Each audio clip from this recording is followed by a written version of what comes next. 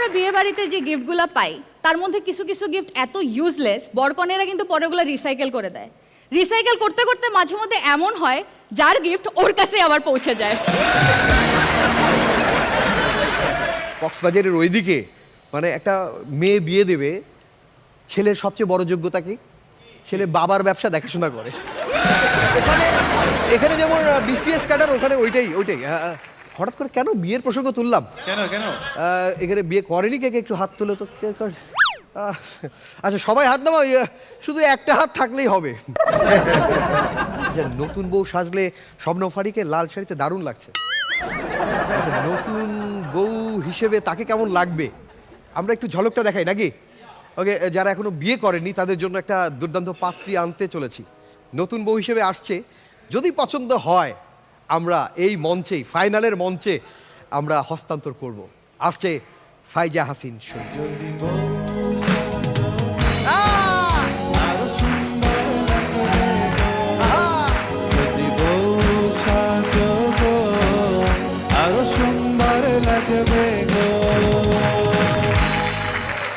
পাঁচ বছরের রোজগার খরচ করে 500 লোককে খাইয়ে নেগেটিভ রিভিউ পাওয়ার নামই হচ্ছে বিয়ে।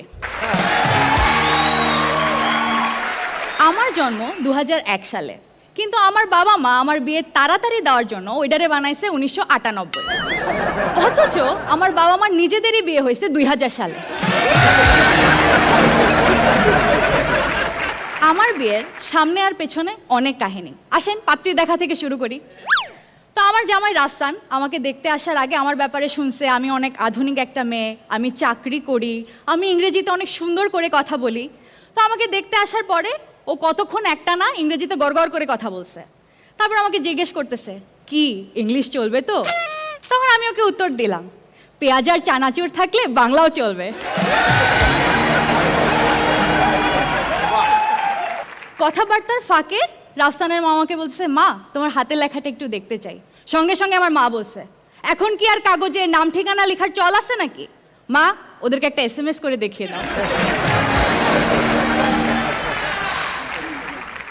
এঙ্গেজমেন্টে এই আঙ্গুলে রিং পরানো হয়, কারণ বলা হয় যে এই আঙ্গুলের সাথে নাকি হার্টের ডিরেক্ট সংযোগ থাকে। তাহলে ওই দিন রাফসানের বাবা আমাকে আংটিটা পরাইলো কেন? বিয়ের অনুষ্ঠানের আগের কয়েকদিন যতদিন সময় ছিল আমি আর রাফসান ফোন কলে কথা বলতাম। তুমি নাকি পাশের বাসার শামীমকে আই লাভ ইউ বলছো? আরে প্রিপারেশন নিচ্ছিলাম যাতে বিয়ের পরে তোমাকে বলতে সমস্যা না। তখন ও বলতেছে, আচ্ছা শোনো, ওই একই রিজনে আমিও সাদিয়ার সাথে রুম রেটে গেছিলাম। আচ্ছা আমার না বিয়ে হয়ে যাচ্ছে, তুমি একটা কিছু করো। একটা কিছু করবো মানে? বিয়েটা তো আমার সাথেই হচ্ছে। ওহ সরি, এর আগেও সবাইকে আমি একই কথা বলছিলাম তো। আমি ফেসবুকে একটা লাইভ ইভেন্ট দিলাম, এঙ্গেজ টু রাফসান। সঙ্গে সঙ্গে 2 পিস মাংসের টুকরার জন্য যারা বিয়ে কর বলে চিল্লাইতো সবাই কমেন্ট সেকশনে এসে হাজির হয়ে গেল। আমার ফ্রেন্ড কমেন্ট করছে, এই ছেলের সাথে যদি বিয়ে করার ছিল তাহলে কলেজে আমার বয়ফ্রেন্ডকে লাইন মারতি কেন? আমার ফুপু কমেন্টে একটা বিশাল বড় রচনা লিখছে। রচনার বিষয় হচ্ছে বিয়ের পর জামাইয়ের যত সমস্যা। রচনাটা এমন ভাবে লিখছে মনে হচ্ছে ফুপার সাথে আমি ওনার বিয়ে দিছিলাম। বিয়ে বাড়িতে বিয়ে হয় মেনলি 2 জনের, কিন্তু হলুদে কাপল ডান্স করতে গিয়ে সেট আপ হয়ে যায় আরো 5-6 জনের। আমার হলুদে আমি এমন নাচা নাচছি যে বিদায়ের সময় আমার কান্নাকাটি করতে লজ্জা লাগতেছিল। আমার এক্স আমার বিয়ের দিন স্যুট টুট পরে অনেক রেডি হয়ে আসছে। তো আমার কাজিন ওকে দেখে জিজ্ঞেস করতেছে, তুমি না শৈলী আপুর বয়ফ্রেন্ড, আজকে কি তুমি বর? তো বলতেছে, না আমি তো সেমিফাইনালে বাদ পড়ছি, ফাইনাল দেখতে আসলাম। আমার এক্স যখন আমাকে অভিনন্দন জানাইতে কাছে আসলো তখন আমি ওকে বললাম, আজকে আমার বিয়ে, তুমি আজকে আমার জন্য কেন আসছো এখানে? তখন বলতেছে, তোমার জন্য কি আমি ব্যবসা বন্ধ করে দিব? তোমার বিয়েতে কেটারিং সার্ভিসের অর্ডার পাইছি। আচ্ছা বিয়ে বাড়িতে কাজীর বলা সবচেয়ে ডেঞ্জারাস সেন্টেন্স কোনটা জানেন? কোনটা? আপা আপনি আবার আসছেন? বিয়ে বাড়ির অর্ধেক সময় যায় আত্মীয়দের রাগ ভাঙাইতে। এক আত্মীয় এসে আমাকে বলতেছে, তুই যে এই ছেলেরে বিয়ে করবি আমাদের জানাইছস? তোর কাছে তো আমাদের মতামতের কোনো দামই নাই। তোর জন্য যে আফজাল সাহেবের সম্পর্ক দেখছিলাম, উনি কত ভালো ছিল, বিসিএস ক্যাডার ছিল, খালি আগের বউরে একটু পিড়াইতো দেখা বিয়াটা করলি না। আমাদের দেশে বিয়েতে চিফ গেস্ট থাকে সমাজের প্রতিষ্ঠিত চাচা, ফুফু, মামা, আর বিদেশে চিফ গেস্ট থাকে যাদের বিয়ে ওদের নিজেদেরই ছেলে মেয়ে। আবার বিদেশে বিয়ে বাড়িতে গেলে মানুষ বলে কংগ্রাচুলেশনস, হ্যাপি ম্যারেজ, আর আমাদের দেশে বলে চল চল টেবিল ফাঁকা আছে এখনই খেয়ে নেই। মিডল ক্লাস ফ্যামিলির বিয়েতে কিছু কিছু মানুষ এত বেশি খায়, কিছুটা খায়, কিছুটা আবার টিস্যুতে পেঁচায় ব্যাগে করে নিয়ে যায়, যাতে হচ্ছে গিফটের টাকা উসুল হয়। সো এই জাতীয় মানুষজনের জন্যই আমি ভিডিওগ্রাফারকে আগেই বলে দিছিলাম, এই মানুষগুলো খাওয়ার সময় ততক্ষণ ওদের দিকে ক্যামেরা ধরে রাখবা যতক্ষণ না ওরা এম্বারেসড হয়ে প্লেট ছেড়ে উঠে চলে যায়। আবার আমরা বিয়ে বাড়িতে যে গিফটগুলো পাই তার মধ্যে কিছু কিছু গিফট এত ইউজলেস, বরকনেরা কিন্তু পরে ওগুলো রিসাইকেল করে দেয়। রিসাইকেল করতে করতে মাঝে মধ্যে এমন হয় যার গিফট ওর কাছে আবার পৌঁছে যায়। নাসির ভাই আমাকে যে পায় নাই সে আমার জন্য হতাশ, আর যে আমাকে পাইছে সেও বলে আমি হতাশ। Thank you.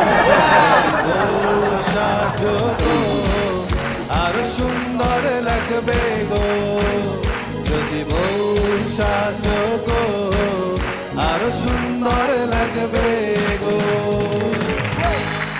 প্রথমে বলি দারুণ লাগছে, দুর্দান্ত লাগছে, একটা জোরে হাততালি ওর জন্য। আজকে একবারে সুন্দরভাবে গুছিয়ে দুর্দান্ত পারফরমেন্স দিয়েছে।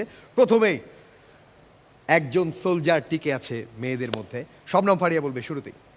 না, শৈলীর যে বিয়ের টাইম হয়ে গেছে এটা জাস্ট আজকে বোঝা গেল। আর ওয়েল প্রিপেয়ার্ড, সব প্রিপারেশন নিয়ে রেখেছে, ভালো হচ্ছে শৈলী, গুড জব। তুষার খান খুব ভালো ছিল এবং দৃশ্যগুলো চোখের মধ্যে ভাসছিল যে হ্যাঁ বিয়ে বাড়িতে কি অবস্থা হয় কি হয়।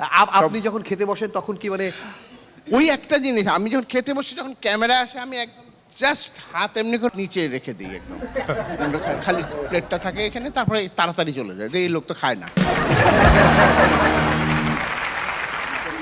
শৈলী অনেক সুন্দর ছিল পারফরমেন্স আজকে, এবং সত্যি কথা বলতে আজকে সবাই কামব্যাক করছে, সবাই আপ্রাণ চেষ্টা করছে যে তাদের বেস্টটা দেবার জন্য, এবং অনেক সুন্দর ছিল।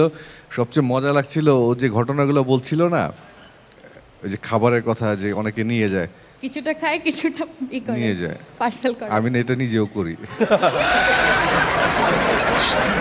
তবে ওভাবে রুমালে নিয়ে না, আমার বিয়ে বাড়ির খাবার পছন্দ হলেই আমি বাবুর্চিকে ডাকি, কিছু একটা দিয়ে দিই হাতে, আমি ভাই খেয়ে পেট ভরেছে মন ভরে নাই, আমার গাড়ি নাম্বার এত, বাস এটুকু বললেই বুঝে যায়, বাকিটা গাড়িতে পৌঁছে খাবার যায়। খালি খাওয়া দাওয়ার বিষয়ে কমেন্টস করতেছে। হ্যাঁ, একটা নতুন বউ দেখে যে নিজের বউয়ের কথা মনে পড়ছে, এবং তার যে মনে পড়ছে যে সেই দিন এই ডিসিশন কেন নিলাম, কেন নিলাম, কি আনলাম, আর তারপর থেকে কি শুরু করলো, একটু এটা নিয়ে বলেন। জীবন একটাই, পস্তানোটাও একটা অভিজ্ঞতা আর কি, এখান থেকে সামনে এগিয়ে যেতে হবে, অবশ্যই। দরকার আছে জীবনে। অনেক সুন্দর ছিল, সুন্দর ছিল। জীবনের সুখটাই তো সব না। বিয়েটাও করতে হবে। ওকে, এবার আমাদের অতিথি বলবে নাসিরউদ্দিন খান। আমার কাছে সবসময় মনে হয় যে একটা সংসারের প্রধান হচ্ছে একজন নারী কিংবা বউ। তো সেই ঘরের প্রধানটা যদি সবসময় হাস্যোজ্জ্বল থাকে, তার মধ্যে যদি হাস্যরস থাকে, তাহলে সেই সংসারটা সুখের হতে বাধ্য। শৈলী, তোমার সংসার সুখের হোক। বাহ বাহ বাহ বাহ বাহ।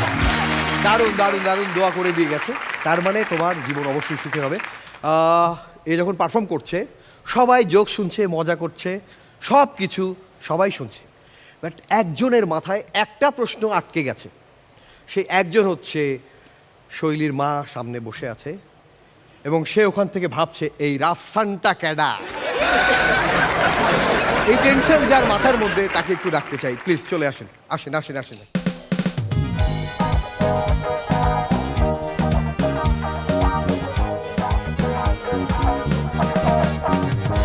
বাবা, মানে বিয়ে বাড়ি তো, মানে মেয়ের বিয়ের দিন মাকে দারুণ লাগছে, দারুণ লাগছে।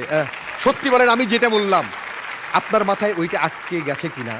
পারফরমেন্স শেষ হওয়ার পর এ বলবে মা কেমন হয়েছে, বলবো আগে কর রাফসান কে।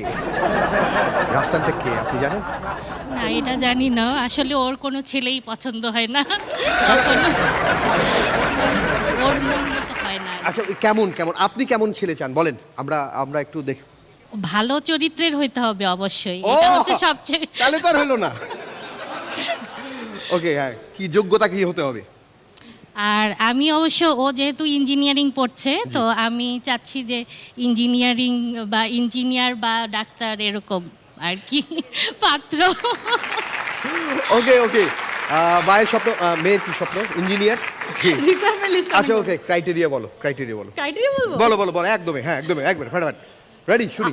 আমি হিল পরার পরও আমার থেকে লম্বা থাকতে হবে। ওকে তারপর হচ্ছে প্রেজেন্টেবল হতে হবে, কথাবার্তা বলতে জানতে হবে, সবার Okay, সামনে হ্যাঁ। নিয়ে যেতে হবে, এডুকেটেড হইতে হবে, ওকে অ্যাম্বিশিয়াস হইতে হবে, যেহেতু আমি অনেক অ্যাম্বিশিয়াস, হ্যাঁ, কাইন্ড, নাইস, সেনসিটিভ হতে হবে, কারণ আমার চোখের কল অলওয়েজ খোলা থাকে। এই সব কিছু লিস্ট মিলিয়ে একজনকেই পাওয়া গেছে, কিন্তু তার দিক থেকে আবার হচ্ছে না। আমিন খান তো অলরেডি আগেই বুক ছিল, হাইট টাইট সব মিলিয়ে। না না, আমাদের কাছে একটা খুব ভালো পাত্র আছে, শুধু হাইটটার জন্য মাইর খেয়ে গেল। কে সেটা? কে? আমাদের সাইফুল ভাই ইঞ্জিনিয়ার না। না না, এটা আমাদের গুরু, এটা ধরে হাততালি। Thank you. আপনার কেমন লেগেছে আপনার মেয়ের পারফরমেন্স? হ্যাঁ, ভালোই লেগছে আজকে। 10-এ আপনি কত দিবেন? 10-এ 9.5। সাড়ে ওকে, থ্যাংক ইউ, অনেক অনেক শুভকামনা মা মেয়ের জন্য, একটা জোরে হাততালি হোক।